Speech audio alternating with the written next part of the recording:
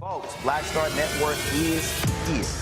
Hold no punches. I'm real revolutionary right now. Support this man, Black Media. He makes sure that our stories are told. Thank you for being the voice of Black America, Roland. Stay black. I love y'all. All momentum we have now, we have to keep this going. The video looks phenomenal. See, there's a difference between Black Star Network and Black-owned media and something like CNN. You can't be Black-owned media and be scared. It's time to be smart. Bring your eyeballs home. You dig?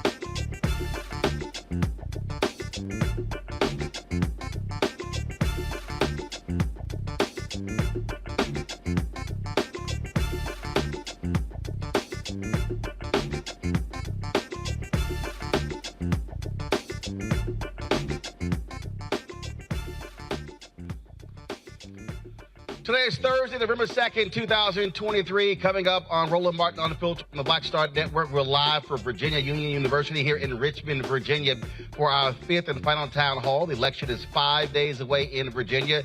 Elections taking place all across the country, so we're talking about the issues that matter. We'll be talking to candidates who are running for the Virginia House. Democrats, if they flip 3 of those seats, they will actually take over the House and get its first black Speaker of the House in Virginia history. And so we'll talk to Delegate Don Scott, who leads the Virginia House Democrats, who could become Speaker of the House if they take control. We'll talk about a local election happening here in Richmond, a casino that is coming down to the wire, the second bid by Urban One to launch the casino. So we'll talk about that and lots more right here. It's time to bring the funk on Roland Martin Unfiltered on the Black Star Network. Let's go. He's got it. Whatever the biz, he's on it.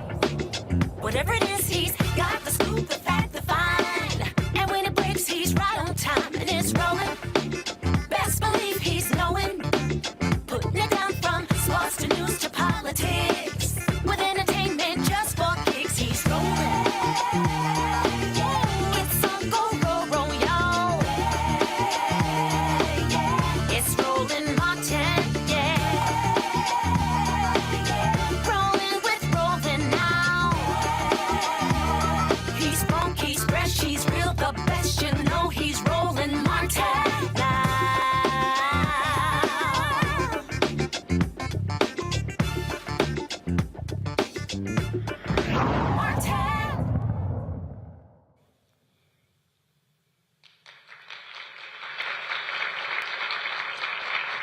Folks, we are here at Virginia Union University on their campus here in Richmond, Virginia. We, of course, here partnering with the Virginia House Democrats. This is our 5th town hall.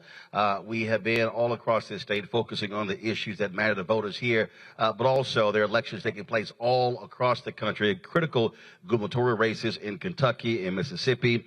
You got major constitutional issues on the ballot in Ohio, of course, same thing in Texas. And so if you're watching, you may say, hey, I don't live in Virginia, but you should be locked and loaded where you live to find out what's happening in your area, because far too many folks are completely tuned out. We know this is what is called an off-election year. Next year is a presidential election, but all seats in the Virginia House and the Senate are up for re-election this year. And so that will determine the balance of power in this state. Glenn Youngkin is a Republican. He is the governor. Democrats have a narrow majority in the Senate. Republicans control the House by 3 seats.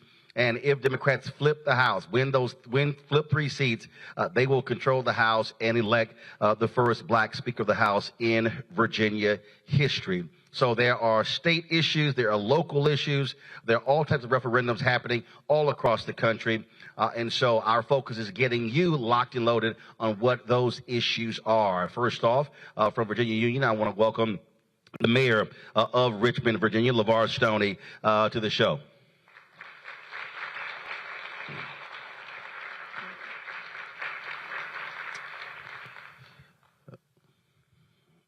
All right, you got it on there?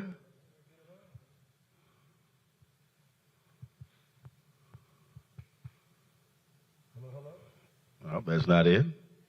Let's see it. Let's see what's going on here. All right. So we got this orange button here. Testing. So it took an alpha to fix it. That's how we roll.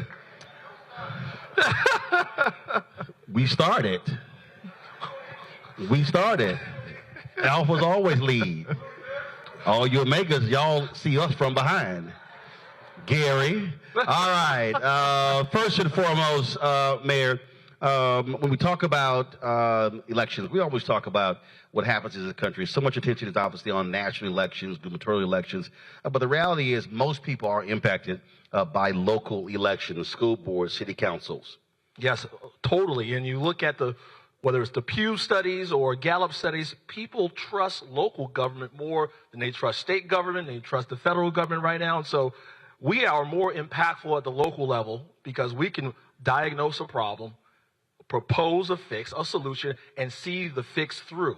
You can't really do that at the federal level. We know they're in gridlock 24/7, 365 days a year. But there are, when you need fixes on the local level, you typically are going to the state and the federal for money. Yes. So the reality is, so whoever is in power there, it matters. In Jackson, Mississippi, Chokwe Lumumba, they had issues with their water there, and Republicans in that state have been underfunding issues there. They told him, you actually think you're going to go to D.C. And get millions of dollars from the Biden administration? He said, watch me. When you went to D.C., came back with $600 million, and all of a sudden they said, hey, we want to control the water system. He's like, y'all, they go get the money. And so those things happen. And so I think a lot of people don't understand, again, the intersection of politics, how it actually works when you talk about city, county, state, federal. That's right. And here in Virginia, you know, the cities are independent. So well, we don't share anything with the counties. We are independent. We are almost in competition with us in the counties as well. But also, this is a Dillon rule state. And that means this is the granddaddy of all laws, of preemption laws in the country, where we have to essentially beg, plead with the General Assembly. A lot of times it's been in Republican hands for much of my lifetime for more dollars invested at the local level. And so if 3 seats flip in the House and then Democrats control the House and the Senate, how does it make your life easier when it comes to trying to get dollars from the state level? A lot easier. When I think about the focus of Richmond, we're focused on investing in our kids, investing in public education from the time a kid is born up until they graduate from college, graduate from high school. And more you're seeing, we already saw a Republican governor, Glenn Youngkin, already, I guess he would say there was an error in the funding formula. And essentially that was going to defund public education in the Commonwealth of Virginia. Here's the thing. I think the governor has weaponized incompetence, right? And it's not my line, it's my line from my friend at the Democratic Party of Virginia. But weaponized incompetence is that, oh, there was an error in the formula. Oh, there was an error in the coding of the computer program. And then you see 3,400 people kicked off the voting rolls. We don't need weaponized incompetence. We need good leadership. And you will get that from Democrats if we take back the House and create Speaker Don Scott, and also went back to Senate as well, and probably have Leader Mamie Locke. But one of the things that we often talk about is when folks do take power, do they actually represent the interest of African Americans? And you may have black mayors, you may have black state reps, state senators, but it doesn't necessarily mean they're going to represent the interest of African Americans. And so, say it again. What I mentioned is it's true.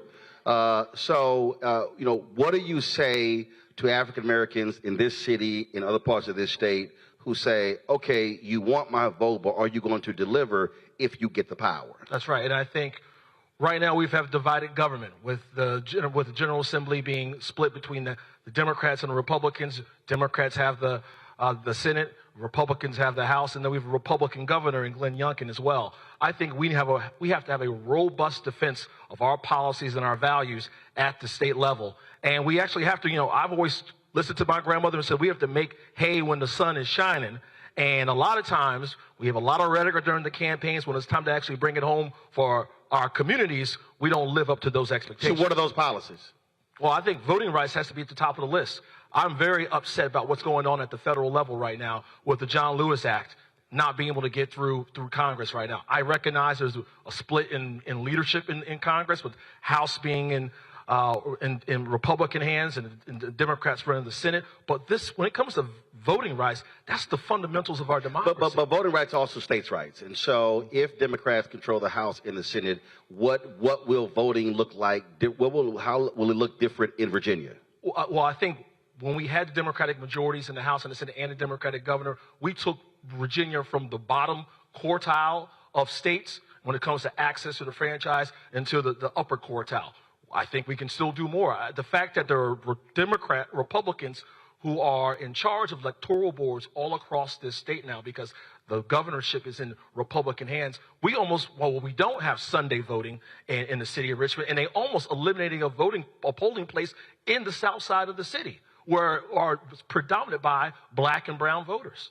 So voting rights, that's one issue. What else? Another issue that I care about is I think we need tougher gun safety laws in this state. For some reason, for Richmond, we don't have any gun manufacturers. We don't have any gun shops in the city, but for some reason, guns find their way into our neighborhoods each and every day. And it's our people, black and brown people, who are the victims of gun violence most of the time. Yes, you do see gun violence in the cul-de-sacs and the suburbs or whatnot. You see them in mass shootings or whatever. But the highest rate of gun violence occurs in inner cities like Richmond. And so, yes, the Democrats went further the last time. We need to go further and go further even more this time and put on Governor Youngkin's desk a way that we can ban assault rifles, assault weapons here in the Commonwealth of Virginia. What about money? Because one of the things that when I look across the country, a lot of people are talking about what is the impact on black businesses, what are African Americans receiving in terms of resources. And so what about that? You've been mayor here for a number of years.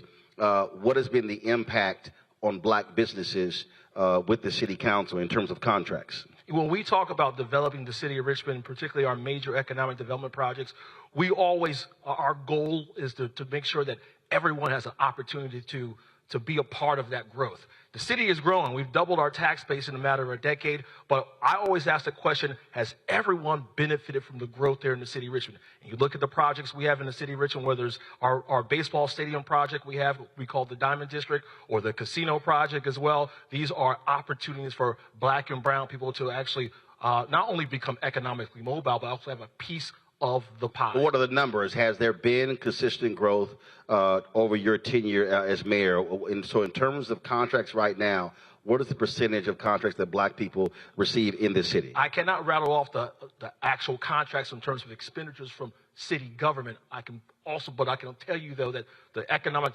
development projects that we've actually put forward in the city have always involved black and brown contractors and entrepreneurs in those projects. Gotcha. But what I'm saying is it what, 10, 20, 30%? I mean, you may know the dollars, but what's the percentage? Because, I mean, at the end of the day, that's why I go back to when we talk about electing folks who look like us, making sure that we're getting a part of that. Because what often happens is when there are major developments, ballparks, stadiums, talk about the casino, well, folks want black votes for those things, but are black folks benefiting? Well, let's talk about the casino opportunity we have in the city of Richmond.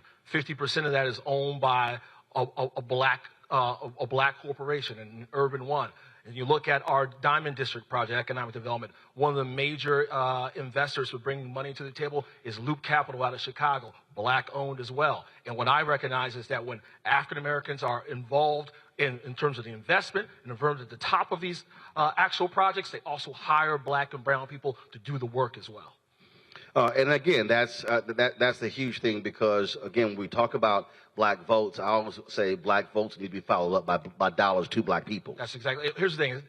It's called, for us, it's called empowerment, right? You want to empower people to actually. For me, I call it rate of return on investment. Return on investment. I call it ROI. And I think that we have to make sure what I've always heard from black entrepreneurs in the city of Richmond is like, yeah, Mayor, I appreciate you actually ensuring that they hire local, they bring people in, and actually they can put food on the table and a roof over their families' heads. But also, I'm here to do business as well, right? I didn't open my business just to be, just to hang out a shingle and actually, not get profit out of this. I opened my business actually to do business with places like the city of Richmond. Oh, you talked about the casino, and look, it lost the previous referendum. This is the second go around. Recent poll came out that showed it's down 52-48.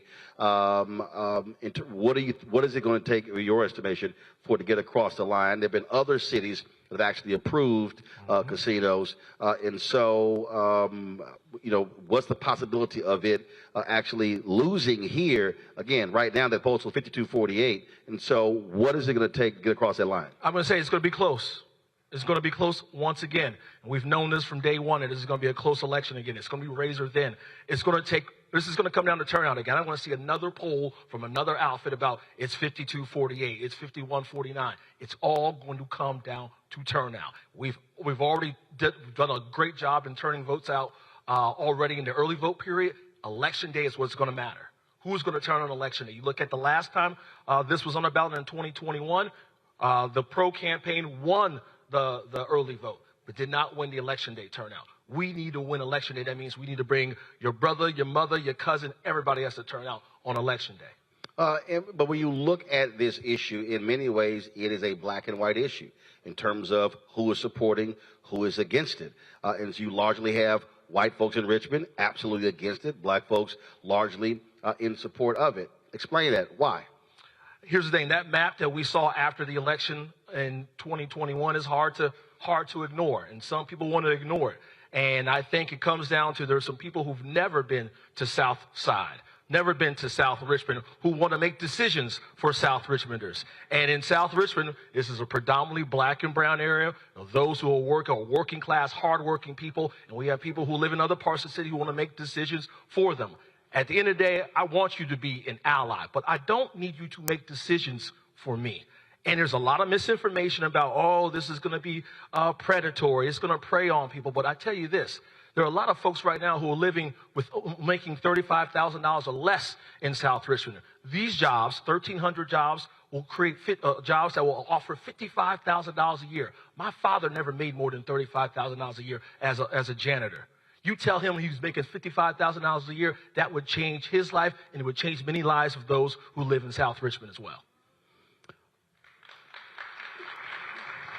Can I say this as well, Roland? Yeah. There's some people who have the luxury to say this isn't good for you, right? Because they can have the ability to go into our fine restaurants, right? They can live a life in which they never, ever have to struggle. There are people in this city who are struggling. And here's the thing. For those who say, like, people act like black and brown people don't have enough sense to do what's right with their money. I don't tell folks what to do when they say, oh, I want to go buy a yacht, I want to go golfing, I want to go play tennis. I don't tell folks what to do with their money. But when it comes down to what we want to do with our money, it becomes a different thing. I think that the people who live in South Side, people who live in the city, they should have the agency to do what's necessary with the money that they make.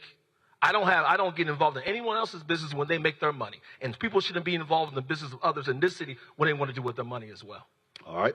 Mayor, we appreciate it. Thanks a lot. Thank you, sir. Thank you. All right, folks, going to go to a break. We come back. We'll be talking to some other candidates here. Also talking to some student leaders about what they are doing to get the vote out on this campus and all across Richmond as well. Folks, you're watching a special edition of Roland Martin Unfiltered from the campus of Virginia Union University right here in Richmond, Virginia on the Black Star Network. Back in a moment.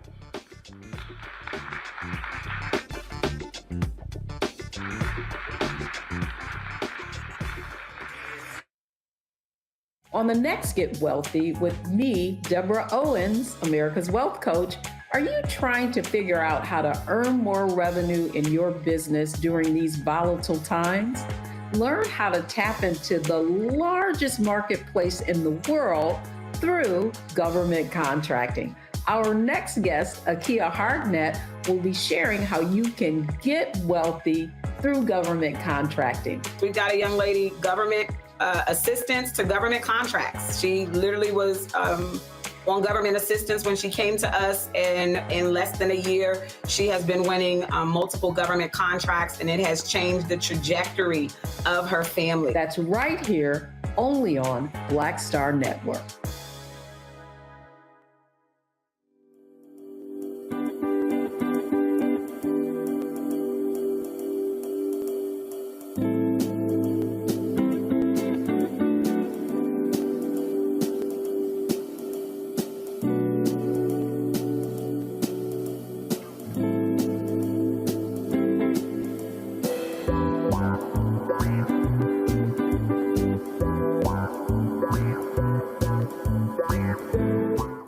Barnes, and next on The Frequency, we talk to award-winning screenwriter and director Chanel Dupree about her film, You Think You've Grown, the adultification of young Black girls. This is a conversation that all women can relate to. This woman was like, oh my God, you know, I went through this when I was a kid.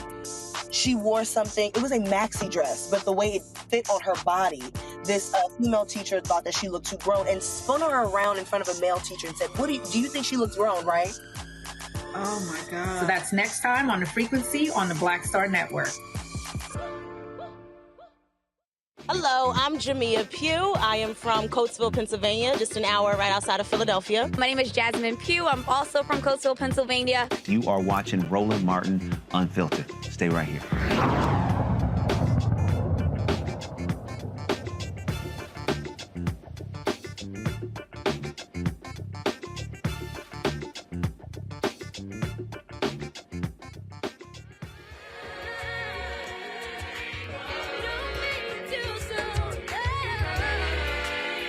Got it. It's on there?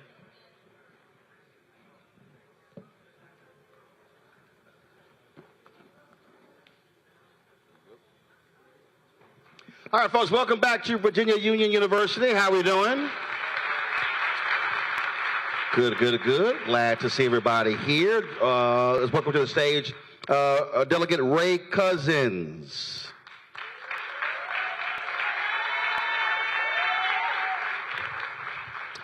There you go. It works. Good to see you. First and foremost, we talk about elected officials. Education is definitely one of the issues, and so you know a little bit about that with your family background. That's right. Yeah, my mother was a Richmond public school teacher. She taught at George Mason, which is now Henry Marsh, for 35 years. So what is needed from the State House when it comes to education in this state? Everybody talks about that's important, that's an issue. Yes. Everyone always says, hey, we need to pay our teachers, but then all the time it doesn't happen. Yeah. I think, education is so important. That's one of my top priorities. In terms of my platform, I decided to run because I'm fourth-generation Richmonder, and I'm very passionate about the city. I'm passionate about seeing everyone here do well. And I think when we're all economically secure and our communities thrive, we're also safer. So to me, education is the foundation of economic security. And I believe that we should ensure that every child here in the city of Richmond and across the Commonwealth has access to a good quality education that prepares them either for college or for a good paying job. So I would love to see more investment in technical skills, skilled trade programs. Also here in the city, I mean, believe it or not, a number of our schools have infrastructure problems. They were built in the 1930s, and our kids are continuing to attend schools in these. Recently, there were issues with mold in a couple of the schools when kids went back. So we need to invest in modernizing our schools with state-of-the-art technology, but I also think it's our opportunity to make sure that our schools are environmentally safe and secure for our students. So what will it look like if Dems take control of the House for education in this state, in the city, in this state? So if we take control of the House, we will champion to fully fund public education. I believe as an attorney in looking at people's records, and we know that Republicans sort of voted against every bill that Democrats introduced to fully fund public education. I believe our teachers need to be paid more. The governor did include a 2% salary increase in his last budget, but that's still not enough when we're talking about inflation, the cost of living, especially here in the city, rising. There's actually a code section that I have found recently that, it sets a goal, so it's not a requirement, but Virginia has set a goal in the code to make sure that our teachers are paid at a competitive rate. And what they mean by that is either at or above the state level. We are currently across the Commonwealth of Virginia with teachers $7,000 below the national average. So we set this goal and we're nowhere near meeting it. So once Democrats take the majority, we will fight for that. You heard me ask the mayor this, economics. When you look at the issues that matter, for a lot of younger voters, I mean, that's for young African Americans, that's at the top of the list. And so you're seeing, especially folks who are 50 and under, less identify as Democrats. And so what they're saying is we need to see far more economic development, far more opportunities for Black-owned businesses than we've seen in the past. Yeah, we do need to get back to that. In terms of, again, going back to this idea of economic security and preparing our kids for college or a good paying job, we also need to make sure that we are providing resources that people need to become entrepreneurs, to start small businesses. As we know, small businesses are the backbone of our economies, and so we definitely need to focus on that. And obviously, voting is an issue because at the end of the day, if folks want to make it harder for you to vote, then it's harder for you to also to elect the folks that you want to, also the redrawing of maps and things along those lines.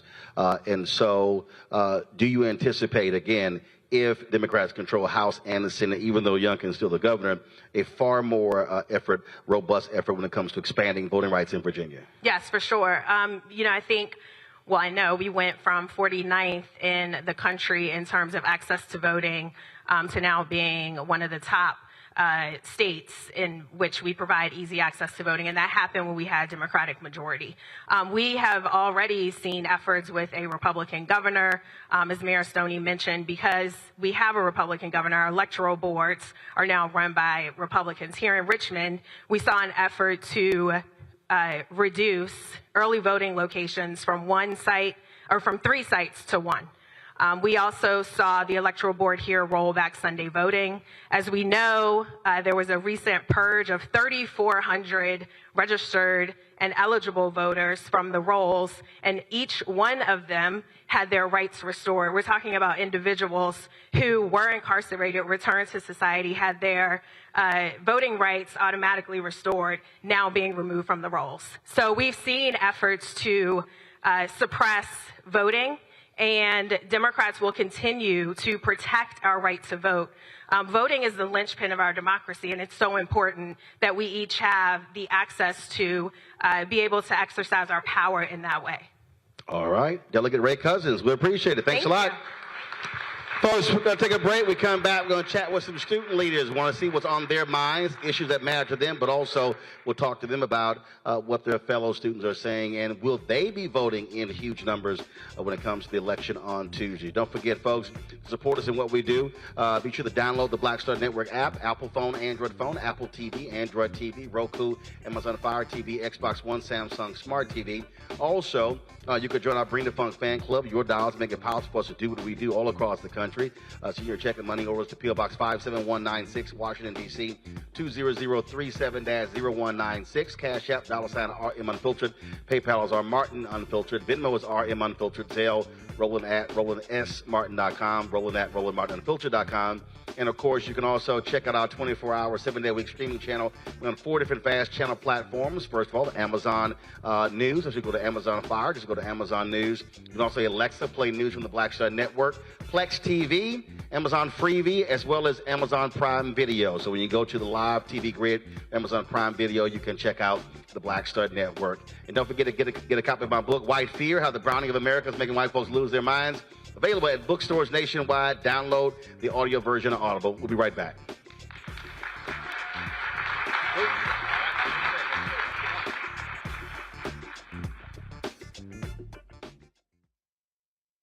Hatred on the streets, a horrific scene, a white nationalist rally that descended into deadly violence.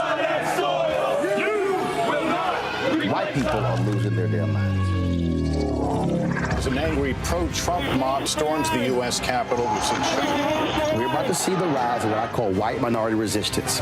We have seen white folks in this country who simply cannot tolerate black folks voting. I think what we're seeing is the inevitable result of violent denial. This is part of American history. Every time that people of color have made progress, whether real or symbolic, there has been what Carol Anderson at Emory University calls white rage as a backlash. This is the rise of the Proud Boys and the Boogaloo Boys. America, there's going to be more of this. Here's all the Proud Boys, Dave. This country is getting increasingly racist in its behaviors and its attitudes because of the fear of white people. The fear that they're taking our jobs, they're taking our resources, they're taking our women. This is white fear.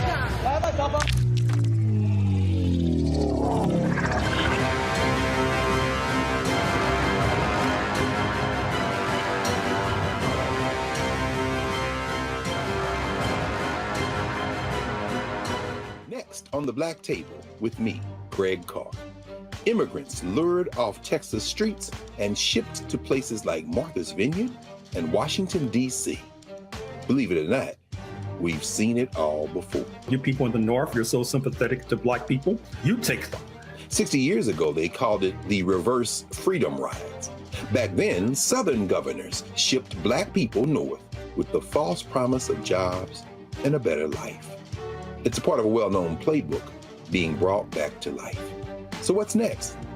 That's next on the Black Table, a conversation with Dr. Gerald Horne about this issue of the reverse freedom rides, right here on the Black Star Network.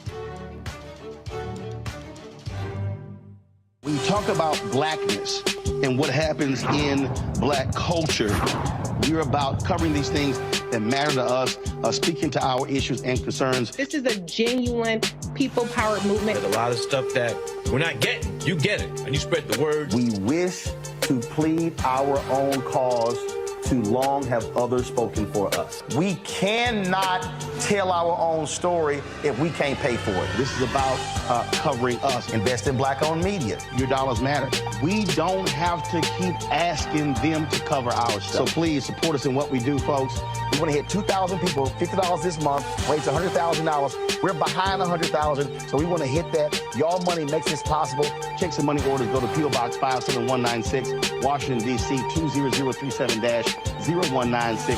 The Cash App is $RM Unfiltered. PayPal is R Martin Unfiltered. Venmo is RM Unfiltered. Zelle is Roland at RolandSMartin.com. Folks, Black Star Network is here. Oh, no punches! I'm real revolutionary right now. Support this man, Black Media. He makes sure that our stories are told. Thank you for being the voice of Black America, Roland. Stay black. I love y'all. All momentum we have now, we have to keep this going. The video looks phenomenal. See, there's a difference between Black Star Network and black-owned media and something like CNN. You can't be black-owned media and be scared. It's time to be smart. Bring your eyeballs home. You dig?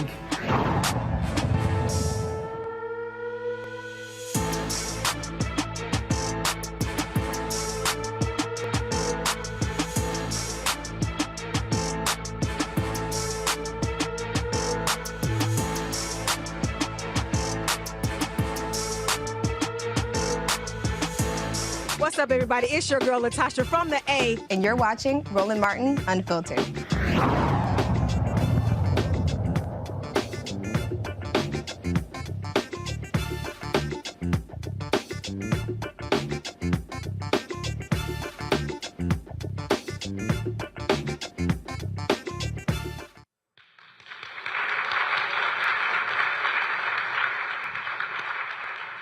Folks, welcome back to the chapel here in the campus of Virginia Union University. Glad to be here.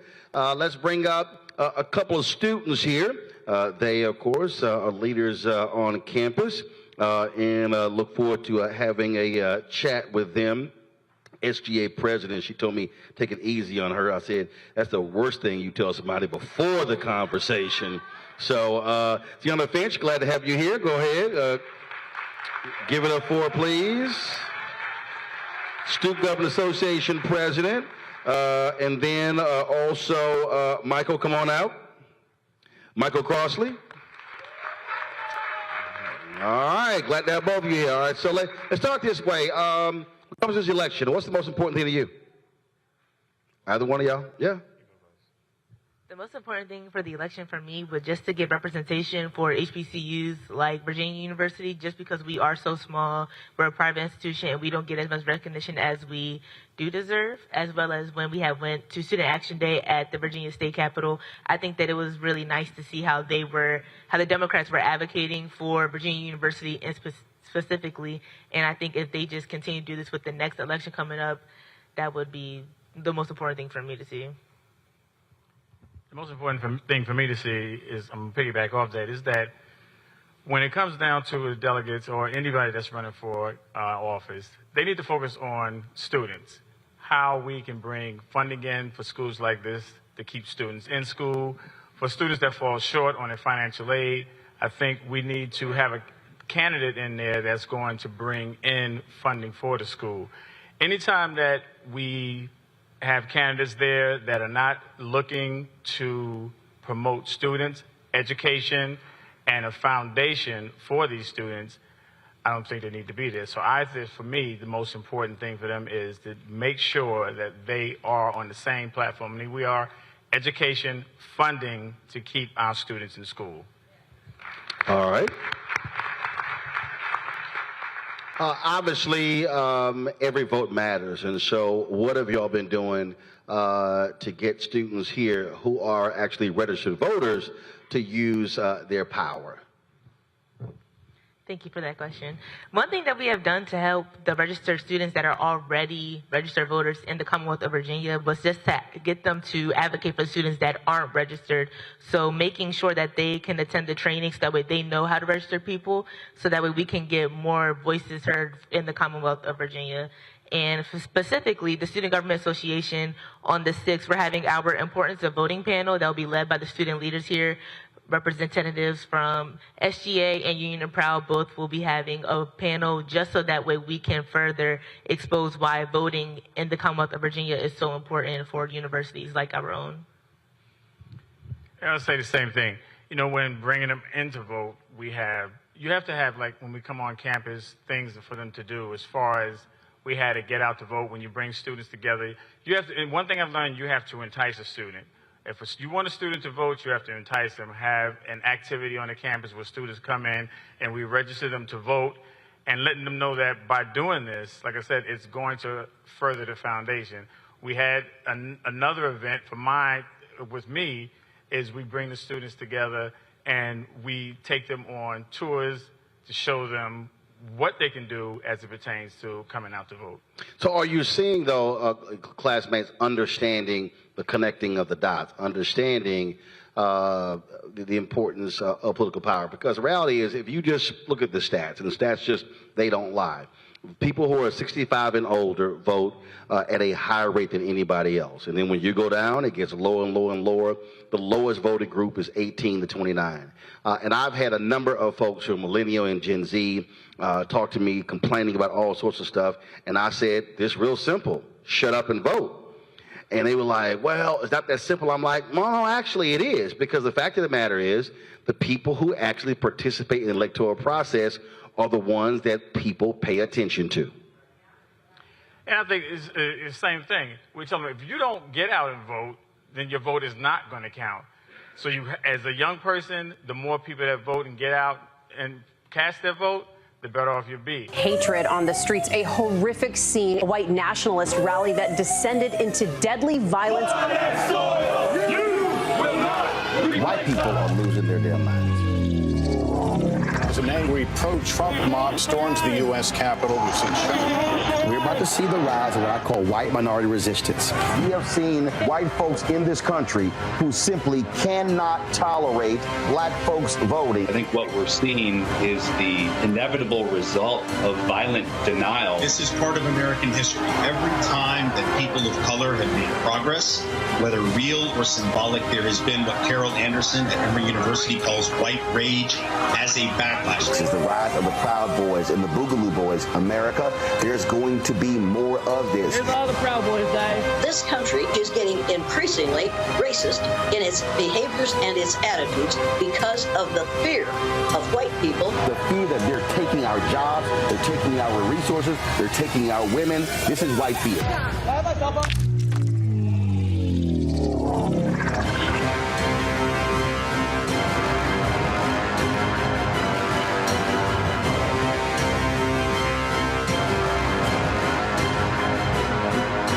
I'm Dee Barnes, and next on The Frequency, we talk to award-winning screenwriter and director Chanel Dupree about her film, You Think You're Grown, the adultification of young black girls. This is a conversation that all women can relate to. This woman was like, oh my God, you know, I went through this when I was a kid.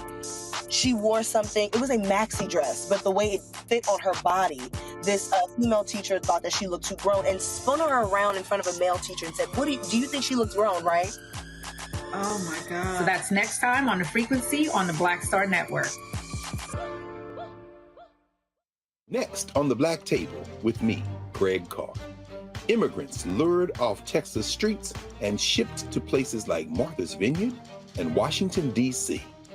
Believe it or not, we've seen it all before. You people in the North, you're so sympathetic to black people, you take them. 60 years ago, they called it the reverse freedom rides. Back then, Southern governors shipped black people north with the false promise of jobs and a better life. It's a part of a well-known playbook being brought back to life. So what's next?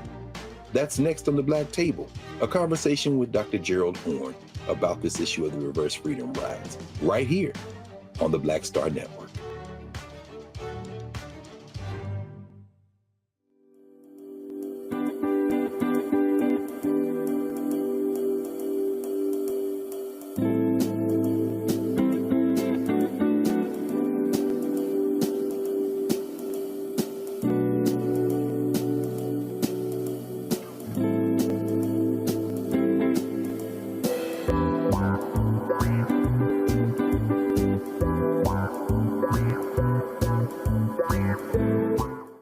gentlemen, we are not only a target based on the color of our skin, but by the power of our voices.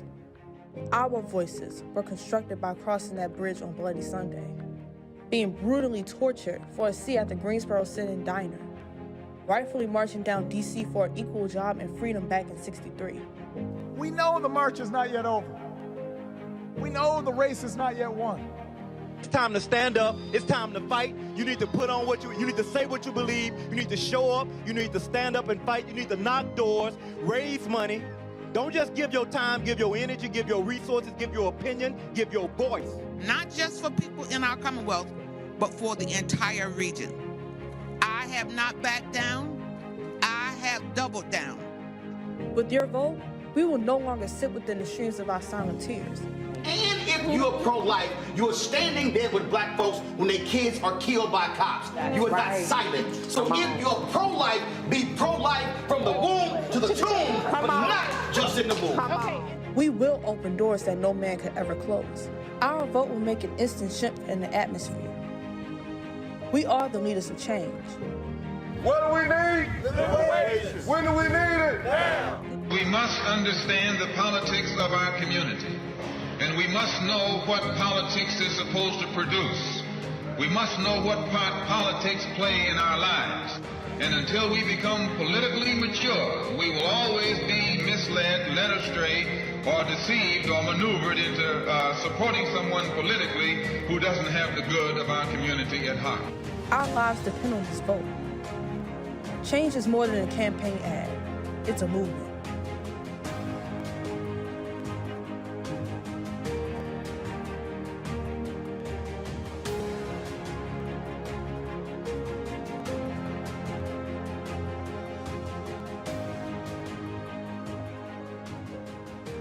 Hey, what's up? It's Tammy Roman. Hey, it's John Murray, the executive producer of the new Sherry Shepherd Talk Show. It's me, Sherry Shepherd, and you know what you're watching. Roland Martin, Unfiltered. All right, folks, welcome back live to Roland Martin Unfiltered here at on the Black Star Network. Joining us right now is Delegate Mike Jones. Delegate, how you doing? Doing well, doing well. First of all, what we just experienced is a perfect example. I think a lot of people don't quite understand. When you talk about taxpayer dollars, when you talk about response times, when you talk about hospitals being closed or staying open, when you talk about funding of fire departments, police departments, paramedics, things along those lines, a lot of people don't think about those things until they need them. Exactly. Especially as city council president, I've been on city council for the past 7 years, and those are some of the basic issues that we've faced. Underfunding of many critical areas that if you call 911, that person probably got put on hold, right? And not because we're slothful. The reality is underfunding, underpay, overwork means that individuals won't necessarily take that job, and we don't have the people there to actually perform those jobs. And then we're just at a critical phase with our first responders, and localities all across the Commonwealth have got to begin to deal with that. Well, that's why I remember when I was on Tuberville in Chicago, and we were having these conversations. We were talking about city services. And I always say this when people talk about tax cuts. And then I begin to walk folks through to get them to understand, how do you think things are actually paid for? And I remember I was talking to Reverend Dr. William Barber, and he was at a parade in North Carolina, and he said a redneck with a Confederate flag around his neck came up to him, but he had tears in his eyes, and he said, Reverend Barber, he said, you and I don't agree on a lot of stuff. He said, but thank you for fighting for our hospitals. Because when the Republicans in North Carolina would not accept Medicaid expansion, there were hospitals in rural North Carolina that began to shut down. And it was a poor white woman who was the first person to die because when hospitals shut down, they had to get a helicopter there and fly her some 60-plus miles away. And we're seeing that all across the country, whether it's Mississippi and other states. And people, again, are not understanding when you talk about things like hospitals, when you talk about paramedics, when you talk about, again, folks, when you want somebody's life to be saved, they have a heart attack or a car accident, every single minute that they are delayed determines whether somebody could live or die. It truly becomes a life and death issue. So that's why I really challenge my my Republican folks when you talk about their pro-life. I'm like, yeah, but you want to have cuts, but that's where cuts actually oftentimes come from.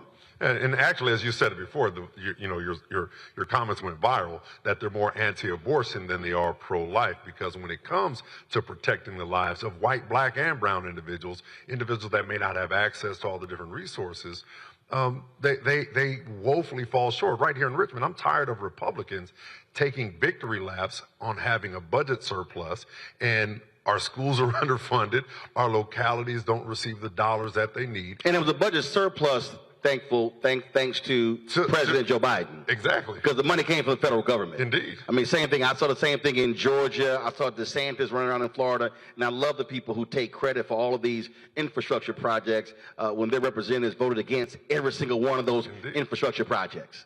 And I think people need to understand that, especially here in a Dillon Rule state like Virginia, that as a locality, we cannot set a tax rate. So when the Republicans come in and say that they want to give a tax cut to very profitable corporations, that impacts us here as at a local level. It does. So when you say you can't set a tax rate, that means, so you don't have control of that, that's set by the state? Exactly.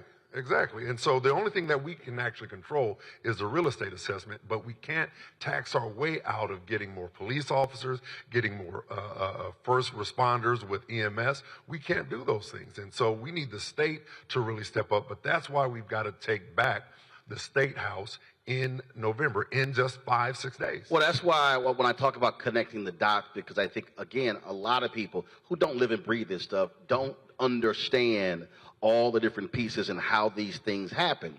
So they may yell and scream at a city council member, yell and scream at a school board member or a county official, not realizing that if they are not in control of the dollars and how to change things, it doesn't get happen. And so what you're saying is, look, that power rests with the state.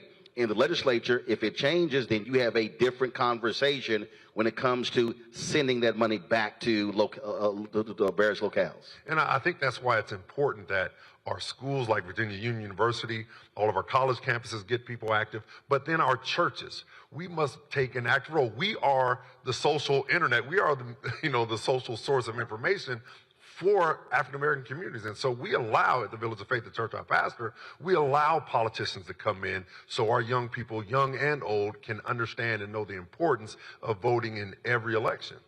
Well, that's just, again, what sort of just drives me crazy, because I spend a lot of time talking to people, and it really does bug the heck out of me when I'm trying to walk people through the fundamentals, politics 101, civics 101, and we got a bunch of folks walking around who literally just don't know and who don't understand. So they might be yelling and screaming at what's happening in Congress, not realizing that no, it's actually the state, the governor or the state representative, state senator, who plays a larger role in that very issue than anywhere else. I mean, you can yell about, that's what I was saying to the mayor. We can talk about what Congress has not done when it comes to voting rights, but the reality is the Supreme Court has basically said voting is a state issue. It's a states' rights issue. And so you can't just look to them.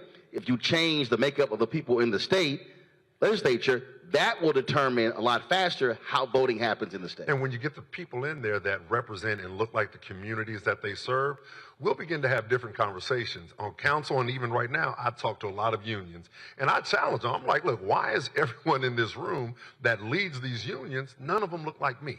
Right? And what are we doing with our unions to ensure? Easy, because a lot of the unions also are depending upon black support for a lot of issues, but then you turn around and you say, I'm sorry, what are black folks with the jobs? Right. Oh, I've been hitting them for years. So. And we have to continue to hold their feet to the fire, because you talk to the mayor about, minority, but, business participation. No. I asked about black participation. Exactly. I asked about minority. I start with black.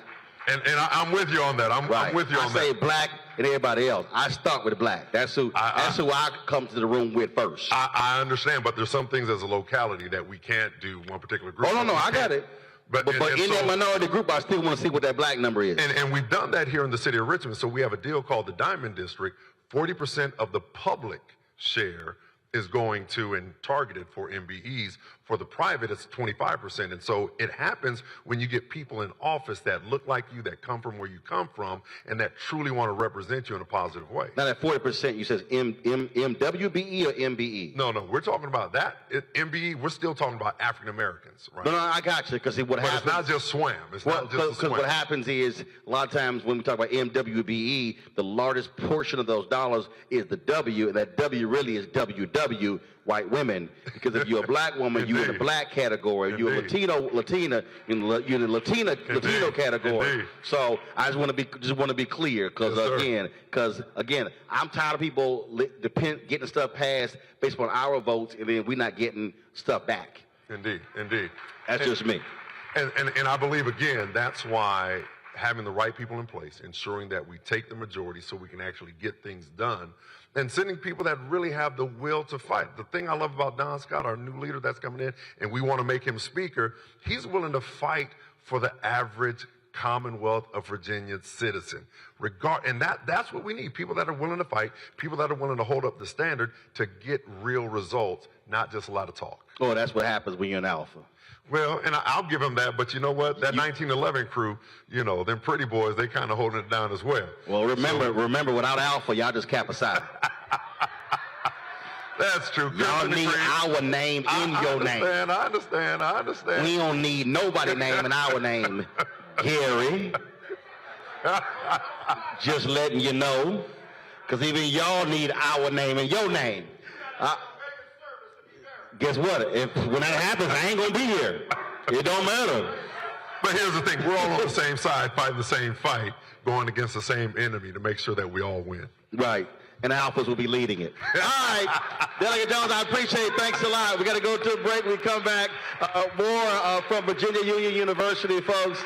We'll be hearing from Delegate Scott. Also, we'll be taking some questions as well from the audience. You're watching Roland Martin Unfiltered right here on the Black Star Network. Of course, life member, A4A. That's why I got my alpha voting shirt on. I'm just letting y'all know. Back in a moment.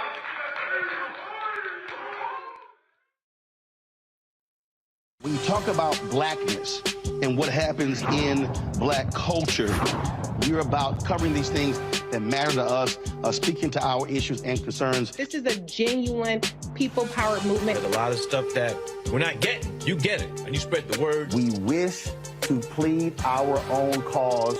Too long have others spoken for us. We cannot tell our own story if we can't pay for it. This is about covering us. Invest in black-owned media. Your dollars matter.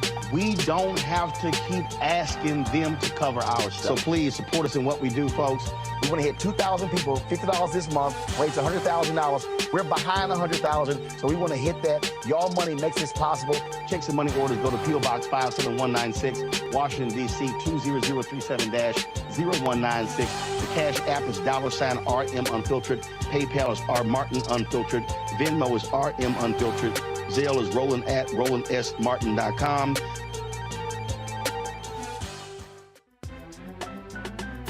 I'm Faraji Muhammad, live from LA. And this is The Culture. The Culture is a two-way conversation. You and me. We talk about the stories, politics, the good, the bad, and the downright ugly. So join our community every day at 3 p.m. Eastern and let your voice be heard. Hey, we're all in this together. So let's talk about it and see what kind of trouble we can get into. It's The Culture. Weekdays at 3, only on the Black Star Network. Hey, what's up, y'all? I'm Devon Frank. I'm Dr. Robin B., pharmacist and fitness coach, and you're watching Roland Martin Unfiltered.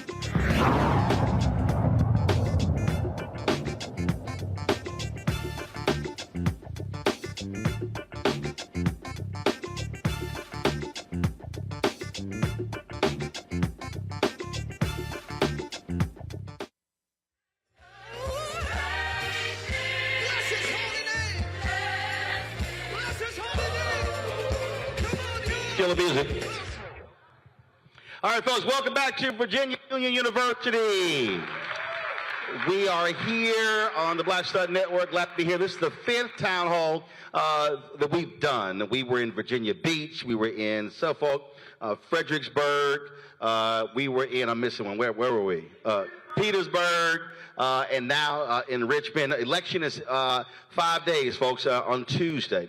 Election is taking place here in Virginia, and a lot is at stake. And this is where, and those of you who watch the show, who listen to the show, understand what I'm always talking about, is that we cannot talk about things that we want and we need then if we are not voting. I had some sister on Twitter, she said, Democrats, y'all ain't getting my vote in 2024 if we don't see any cash. And I then had to tweet her back. I said, you do know the Republicans control the House. I said, so, sister, can you name me one Republican that supports reparations? I said, I'll wait.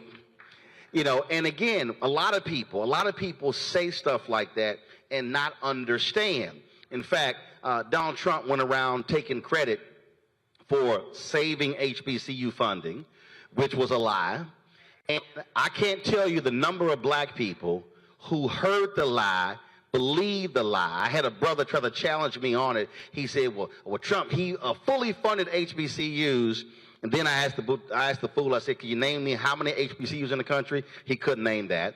Then I had to explain to him that the program that he was talking about, only 85 million of that program went to HBCUs. It started under President George W. Bush. It was continued under President Obama. It expired.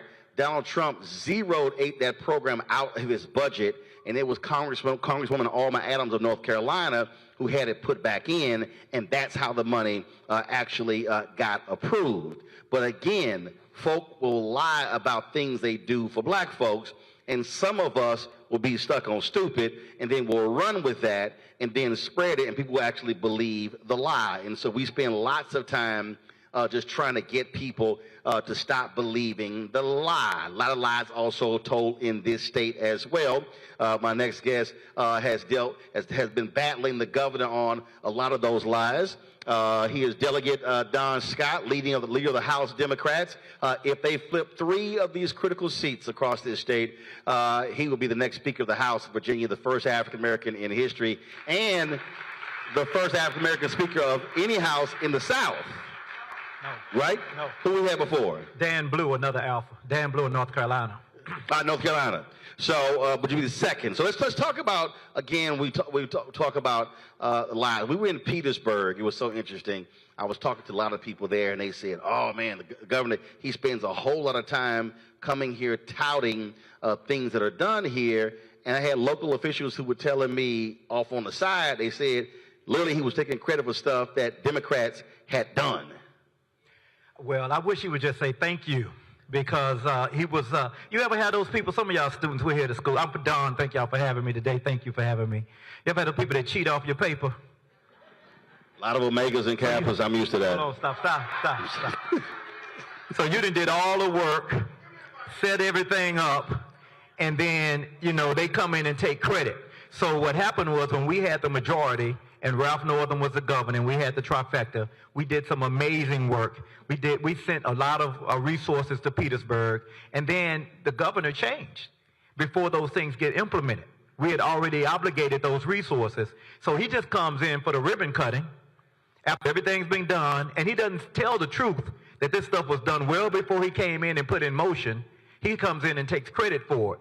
And I don't blame him because, as you said before, some folks just not paying attention. This man has been hostile to everything. He has been hostile. Did you ever think in your lifetime that Martin Luther King Jr. would be controversial? He took Martin Luther King Jr. out of K-8 education. I know there's some teachers in here. They tried to change the history standards. This is what they do, but then at the same time, they're walking around saying that they're trying to do something for Petersburg. We don't need a great white hope in Petersburg. We need to get the resources and the people in that'll come in and do the work. And we plan on doing that work.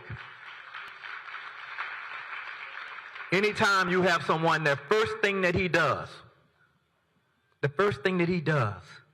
he says, he ran on critical race theory. He made up this whole thing trying to scare some other folks in other communities, and we know that's not true. And the first thing he did was say, we're going to ban divisive concepts. Nobody knows what that is, because it might make somebody feel bad about history. Why couldn't folks identify, white and black, with abolitionists, with white abolitionists? Why couldn't they identify? Why does he always think that they're going to identify with the slave holders? So at the end of the day, we have to start challenging these ideas and these concepts that these guys bring in. The second thing he did was create a teacher tip line. Y'all remember that? Laughing stock of the nation.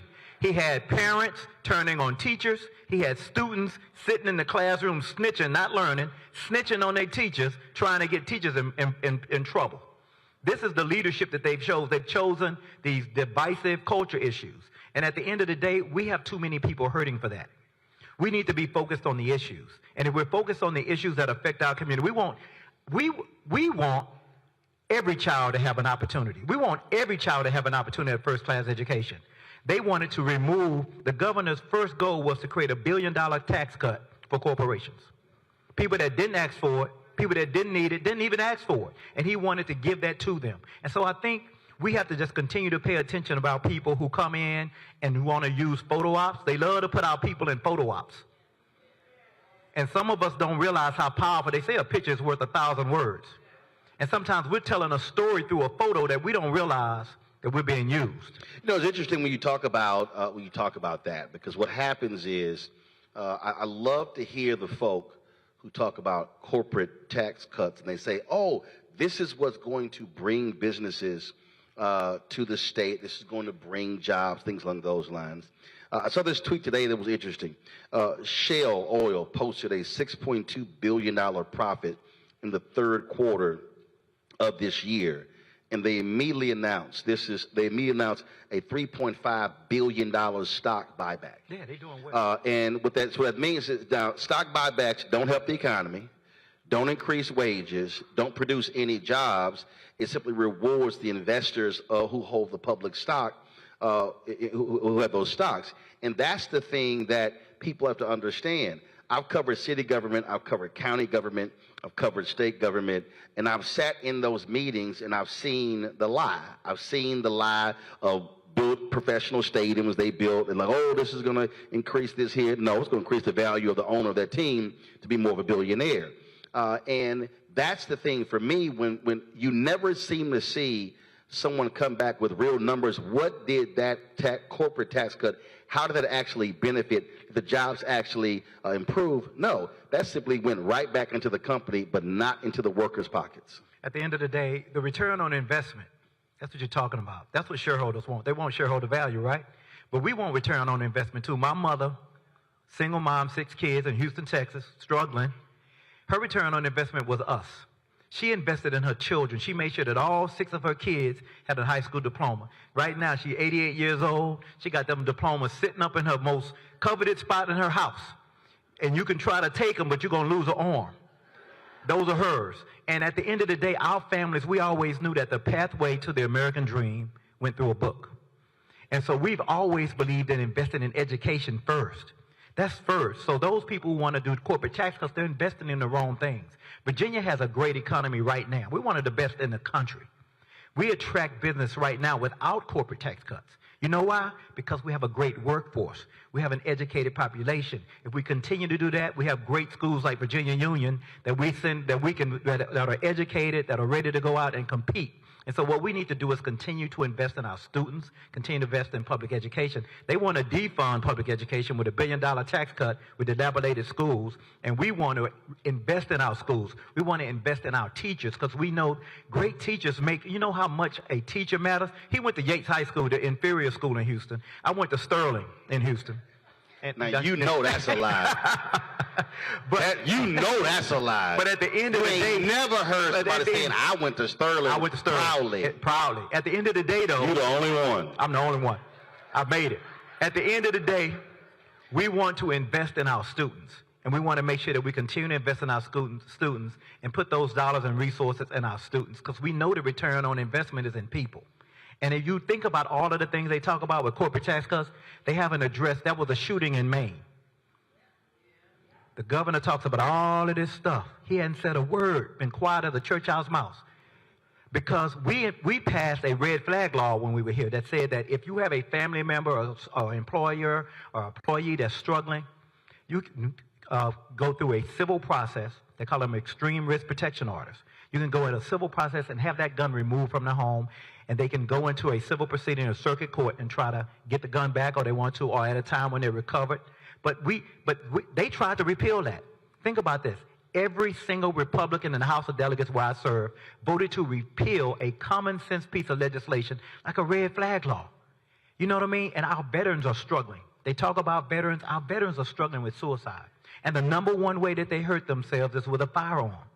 We got to start telling the truth to people. Get out of the red versus blue, the Democrat versus Republican, and let common sense prevail. Had somebody, I was on Instagram, and someone, they were like, oh, you're just an absolute Democrat. I said, no, I'm black. I said, and then I had another woman, she said, well, if you don't like either candidate, she said, Roland, what do you do? I said, well, first of all, this ain't no love fest. I ain't taking nobody home to meet mama. I said, but what I'm going to do is I'm going to sit down, I'm going to list 10 issues that I care about. And I'm going to say, where does this person fall on the issue? Where does the other person fall? Because the thing that I keep trying to explain to people, somebody's going to win. And you can sit here and be holler, mad, upset. You can complain about their age. You can complain about all kinds of stuff. Somebody's going to win. Now, the question is, if you say, well, I hate both, well, then who is going to do less damage to you? Preach. Out of the two, or who is more than likely going to support the things that matter to you? And I just think we have to get a lot of people to get out of this. You know, I'm not, like, it kills me. And I hear this is not just a dig at students. I hear from other people. They're like, well, I'm not being inspired. Well, hell, I ain't inspired by a lot of folk, but it don't mean I'm just going to sit here and tap out. Present company excluded, correct? What? Oh, no, you don't inspire me. You went to Sterling. Jack Yates, that's a whole different story. You're right about that, well, because we have binary choices. You know, we don't get to imagine the best person. We got binary choices, one or the other. And what I try to tell people, okay, if you don't want to vote for something, make sure you vote for somebody that's not going to do more harm to you. You know, like a position, you know, the first do no harm. And so at the end of the day, we have binary choices. Make the best binary choice. People think, you know, and I want to say this because I've been wanting to say this a million times. People think African Americans are married to the Democratic Party. Nope. We're married to the idea. We're married to the goal. You know, at the end of the day, we're going to vote for folks that are not going to hurt us. Now, sometimes we're not even expecting you to do nothing for us. Just don't do nothing to us, because we know the history of this country. And so at the end of the day, we believe in this American dream more than many of the immigrants that have come here more recent. Our blood, sweat, and tears is in this land. So I own this land. This is my land. So I never take a back seat to anybody about what America is, because I know what my grandparents and parents went through. My grandfather served in the military, World War I. My father served in Korea. I'm a former naval officer. I take a back seat to nobody about my say in what happens in America. So when people say they want to leave America, we need to go back somewhere. No, this is our home. You go back to Italy or wherever you're from, but this is where our home. So we need to be standing up at all times and owning this land and putting our vote where we stand. We need to stop saying that somebody else has more right to this land than we do. Well, but I'll say this here. The people who do have more rights are those who show up. Yeah. I mean, the bottom line is this. It's just real simple. You gotta participate. If you stay at home, if you say, I don't care, voting means nothing, I guarantee you there's another group of people who knows exactly what they are doing. We saw this last year, the midterms, when those crazy quacks from Moms for Liberty took over a lot of school boards because a lot of people ignored those school board races, and now they're mad because they're firing superintendents in Charleston, South Carolina. They got to pay. The dude just got the job in July. They're getting rid of him. They got to pay him $300,000 to go away, and he only got the job in July. But that's what happens when crazy folk get into office, but other folk do not vote to allow them to get into office. What I'm going to say now, and this might offend somebody, but I think our community, we're still not mature on voting. We're not mature on voting. We're a little bit naive. We got to start voting more. We have to step up. We have to be making out. We got to address. Okay, 75% of registered voters in Virginia vote in presidential elections. In an off year like this year, it's going to be 35, 40%, if we're lucky.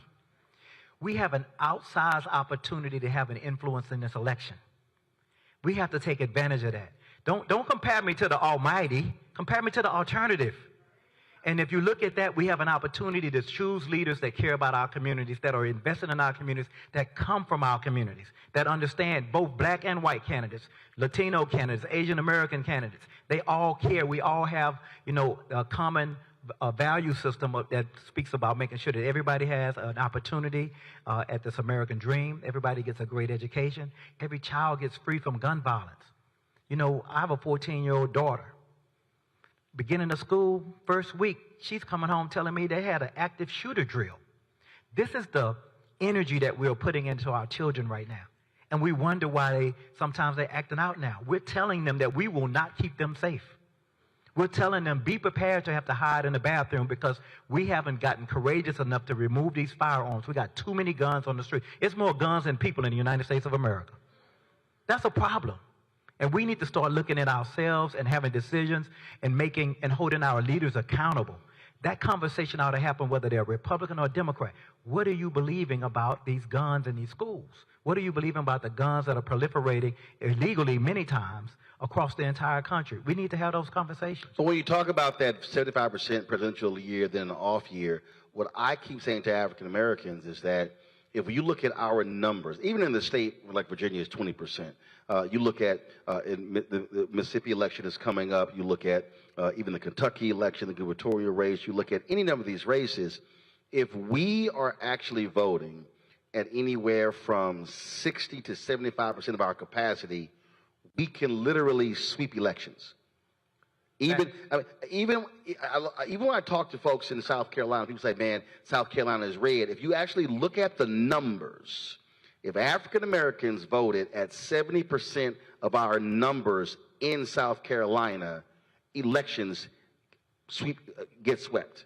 That's the power of our vote if we actually use it.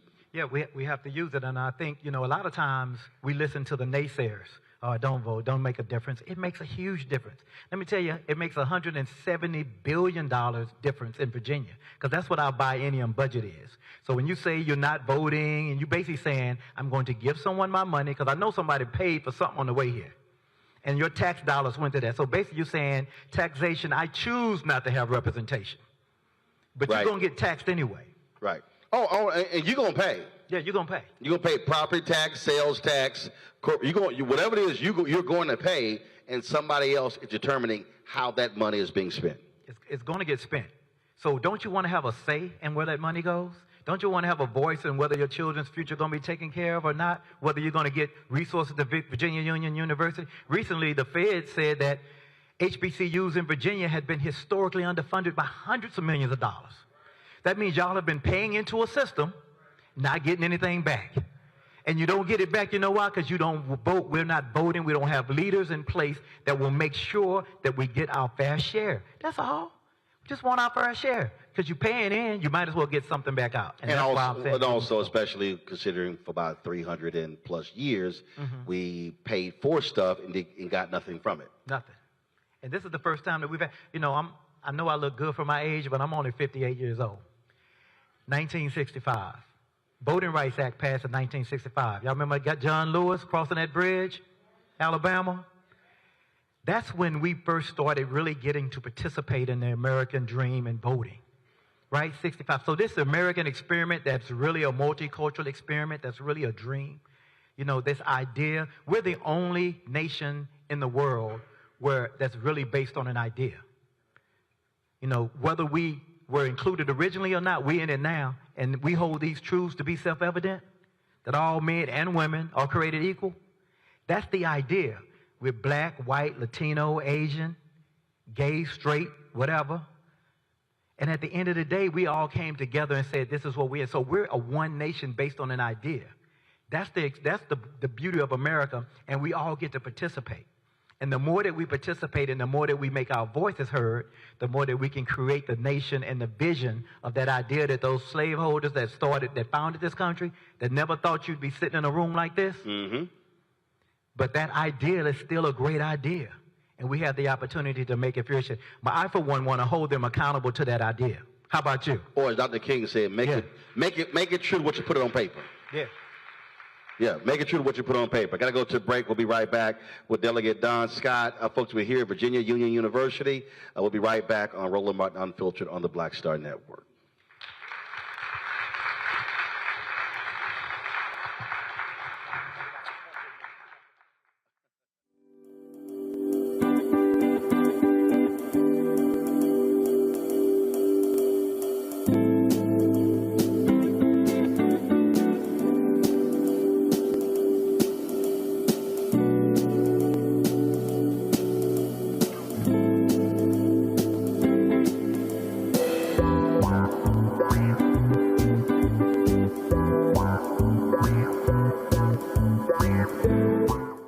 I'm Dee Barnes, and next on The Frequency, we talk to award-winning screenwriter and director Chanel Dupree about her film, You Think You're Grown, the adultification of young Black girls. This is a conversation that all women can relate to. This woman was like, oh my God, you know, I went through this when I was a kid. She wore something, it was a maxi dress, but the way it fit on her body, this female teacher thought that she looked too grown and spun her around in front of a male teacher and said, do you think she looks grown, right? Oh my God. So that's next time on The Frequency on the Black Star Network. On the next Get Wealthy with me, Deborah Owens, America's Wealth Coach, are you trying to figure out how to earn more revenue in your business during these volatile times? Learn how to tap into the largest marketplace in the world through government contracting. Our next guest, Akia Hardnett, will be sharing how you can get wealthy through government contracting. We've got a young lady, government assistance to government contracts. She literally was on government assistance when she came to us, and in less than a year, she has been winning multiple government contracts, and it has changed the trajectory of her family. That's right here, only on Black Star Network. Farquhar, executive producer of Proud Family. Bruce Smith, creator and executive producer of The Proud Family, Louder and Prouder. And you're watching Roland Martin Unfiltered.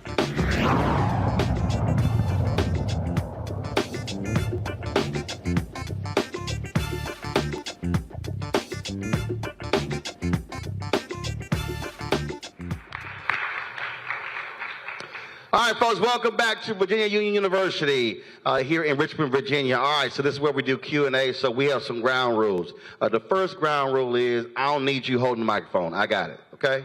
Okay, just keep your hands in your pocket or keep them behind your back. If you touch the microphone, I'm going to crack your hand. Just letting you know that's how we do this, all right? And so I'm going to take a couple of people at a time. We have some long line, so who wants to ask the first question? What we got? Y'all scared? Come on, come on, come on. Come on up. Come on. All right, what's your question? So I told you,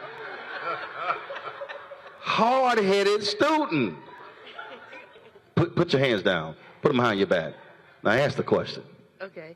So my question is, if you were to be elected in the position that you will be, how are you going to represent the people that can't vote? So, for example, a convicted felon for the use of marijuana, how would that person that they probably have a college education, they probably have kids to feed, they're probably trying to set a better example for the people in their community. How are we going to ensure that that person that cannot vote anymore, how will their voice be heard? All right. Who wants to answer that? Oh, I'll take that because I am a convicted felon. Yeah, the next Speaker of the House, if we pull this off, I have no shame in my game. When I was young, made a mistake, and I came back. I know I don't look like it, but I'm rich, y'all. I'm a trial attorney, do very well. My wife is a dentist. She's a Delta, too. I see some Deltas out here. And so at the end of the day, we have to make everybody feel like they have an opportunity in the future. And that's why I talk about making sure that we let everybody know they're invested. We just had, I talk about the Republicans, but they don't really believe in this American dream, and they don't believe in second chances like they say they do. And so at the end of the day, they want to take away people's rights forever. And this governor, he wasn't restoring rights. He stopped the whole process of restoring rights. He slowed it all the way down. And just recently, our entire congressional delegation had to write a letter to the FBI because he disenfranchised thousands of voters. They lied the first time and said, oh, it's only a couple of hundred people. Then after they went through and looked some more, it turned out to be thousands of people. Now, me, being the skeptic and the cynic that I am, I believe it's probably even more, because I don't trust anything that they say right now. So at the end of the day, we have to make sure that those people who can't vote, who don't have a voice, that's why we're here. That's why we run. That's why we serve. That's why I'm here, because I've been in a position where I was down. Everything I own would fit in that TV screen right there. You know what I mean? And then you come all the way back from that and be in this position. And I know it was nothing but God above and praying grandmothers and mothers that had my back all this time. So I'm telling you, young lady, I appreciate, where she go?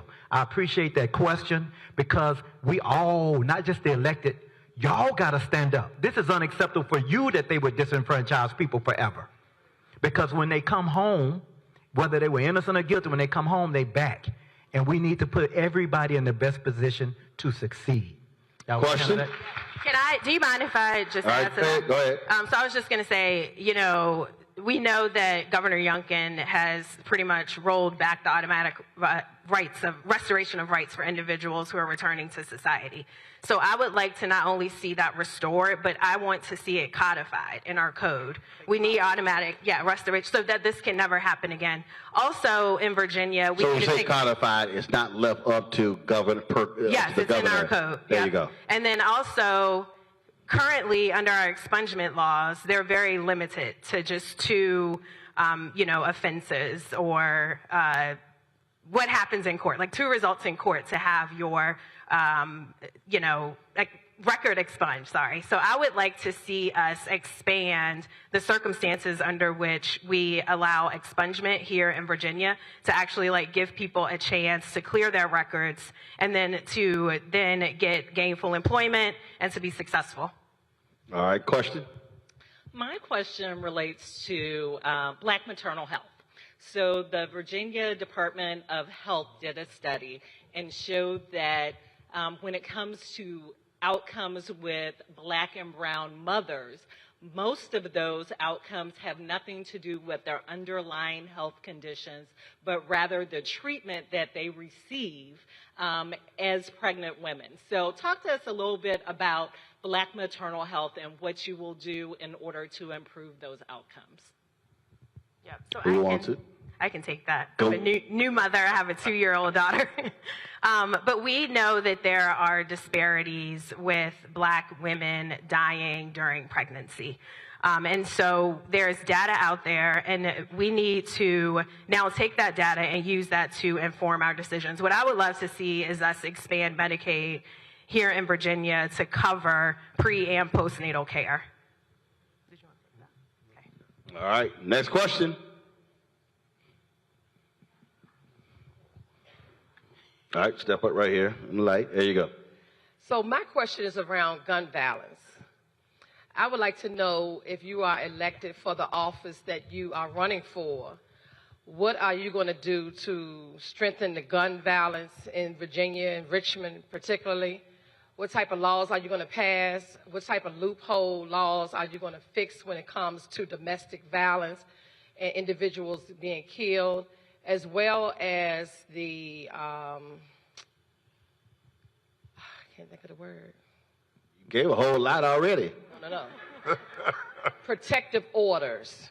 When you're trying to file a protective order against someone that's trying to harm you, you're not able to get a protective order unless you have a black eye, a bloody nose, a dislocated shoulder.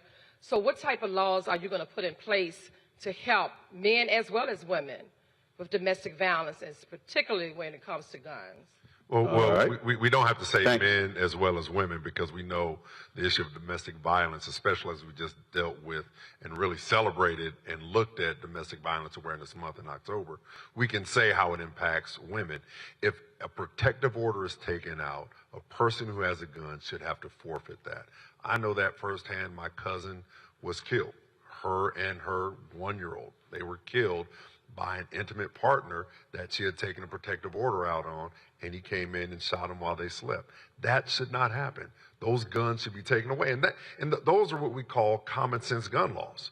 Just basic common sense that has nothing to do with D or R. The issue in Maine Brother Leader, is the reality that this person said, hey, I'm going to hurt someone else, and no one believed them.